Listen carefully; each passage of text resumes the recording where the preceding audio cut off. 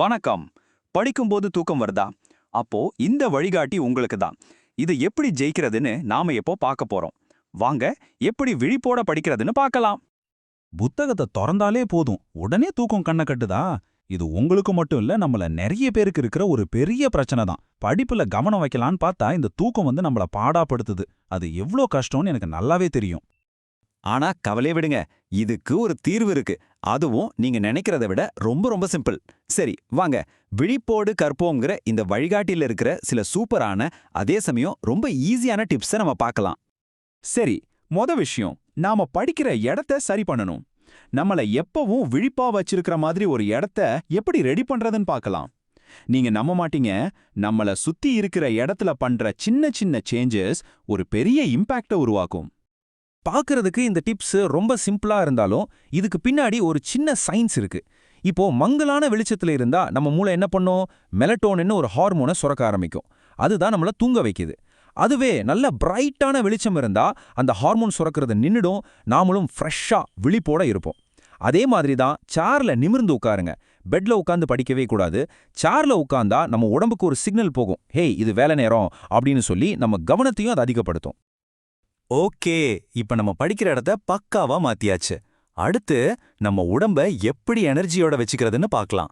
நம்ம மூளை நல்லா ஆக்டிவா வேலை செய்யணும்னா உடம்புக்கு சில சிம்பிளான பூஸ்ட் தேவைப்படும். கொஞ்ச நேரத்திலேயே டயர்ட் ஆயிடுறீங்களா? அதுக்கு ஒரு முக்கிய காரணம் உங்க உடம்புல தண்ணி சத்து கம்மியா இருக்கிறது தான். ஆமா, தண்ணி சரியா குடிக்கலன்னா மூளைக்கு போற பிளட் சர்க்குலேஷன் கம்மியாகி உடனே சோர்வும் கவன சிதறலும் வந்துடும். சோ சிம்பிள், படிக்கும்போது பக்கத்திலே ஒரு வாட்டர் பாட்டில் வச்சுக்கோங்க. அப்புறம் பிரேக் டைம்ல சும்மா உட்காராம எழுந்து ஒரு சின்ன வாக் போங்க, இல்லன்னா கைகளை நீட்டி ஒரு ஸ்ட்ரெச் பண்ணுங்க. இது ரத்த ஓட்டத்தை உடனே அதிகப்படுத்தி இன்ஸ்டன்ட் எனர்ஜியை கொடுக்கும். சரி, இப்போ நாம பார்க்க போற விஷயம் ரொம்ப ரொம்ப முக்கியம். நம்ம கவனத்தை ஒரே இடத்துல குவிக்கிறதுக்கு நம்ம மனசை எப்படி ட்ரெயின் பண்றது, அதுக்கான சில புது ஸ்டடி ஹேபிட்ஸ் பத்தி தான் பார்க்க போறோம். ரொம்ப நேரம் டயர்டாகாம படிக்கிறதுக்கு ஒரு சீக்ரெட் இருக்கு. அது என்ன தெரியுமா? கண்டினியூஸா படிக்கிறது கிடையாது, கரெக்டா பிளான் பண்ணி பிரேக் எடுக்கிறது தான். இந்த பிரேக்ஸ் தான் நம்ம மூளையை ரீசார்ஜ் பண்ணி ஸ்ட்ரெஸ்ஸையும் சோர்வையும் தள்ளி வைக்கும். இது ஒரு செம பவர்ஃபுல்லான டெக்னிக். அதாவது 25 நிமிஷம் வேற எதையுமே யோசிக்காம முழு கவனத்தோட படிங்க. படிச்சு முடிச்சதும் ஒரு 5 நிமிஷம் பிரேக். இந்த 5 நிமிஷம் நீங்க ரிலாக்ஸ் தான் பண்ணணும், படிச்சத பத்தி யோசிக்க கூடாது. இந்த 25-5 ரூல் உங்க கவனத்தை பீக்ல வச்சுக்க ரொம்பவே ஹெல்ப் பண்ணும். நம்மள பல பேர் மனசுக்குள்ளேயே தான் படிப்போம். அப்படி படிக்கும்போது நம்ம மூளை ரொம்ப ஆக்டிவா இல்லாம ஒரு மாதிரி பாசிவ் மோடுக்கு போயிடும். அதனால தூக்கம் வர சான்ஸ் அதிகம். ஆனா அதுவே நீங்க வாய் விட்டு படிச்சு பாருங்களேன், உங்க கண்ணு பாக்குது, வாய் பேசுது, காது கேக்குது, இப்படி நம்மளோட பல சென்சஸ் ஒரே நேரத்துல வேலை செய்யறதால மூளை செம ஆக்டிவா இருக்கும். கவனம் எங்கேயும் போகாது, தூக்கமும் வரவே வராது. இது ஒரு சூப்பரான டெக்னிக், ட்ரை பண்ணி பாருங்க.